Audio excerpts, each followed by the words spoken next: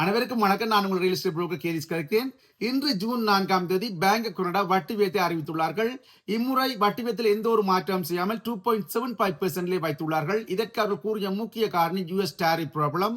அதாவது US Canada மீது விதிக்கப்பட்ட இந்த வரி சம்பந்தமான பிரச்சனைகளுக்கு சரியான தீர்வு இன்னும் வராத காரணத்தால் இந்த வட்டி வீதத்திலே ஒரு முடிவெடுப்பதற்கு கடினமான விடயமாக பேங்க் ஆஃப் கனடாவுக்கு இருக்கின்றது.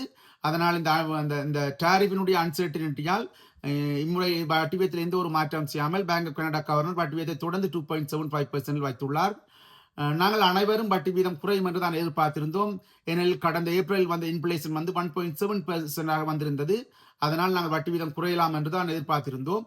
ஆனால் இந்த யூஎஸ் டாரிஃப் ப்ராப்ளத்துக்கு ஒரு சரியான தீர்வு வராதால் வட்டி வீதத்தில் எந்த ஒரு மாற்றம் செய்யாமல் வட்டி வீதம் தொடர்ந்து 2.75% இருக்கின்றது. அடுத்த வட்டி வீத அனௌன்ஸ்மெண்ட் ஜூலை 30ஆம் தேதி வரை இருக்கின்றது. அப்பொழுது என்ன நடக்கும் என்பதை பார்ப்போம். இது வட்டி வீதம் சம்பந்தமான நியூஸுகள் அல்லது ரியல் எஸ்டேட் சம்பந்தமான ஏதாவது விடயங்கள் உங்களுக்கு தேவையாக இருந்தால் வீடு வாங்க விற்க மோட்கேஜ் சம்பந்தமான ஆலோசனைகளுக்கு தொடர்பு கொள்ளலாம். என தொலைபேசி இலக்கம் 514-961-8141. தேங்க்யூ.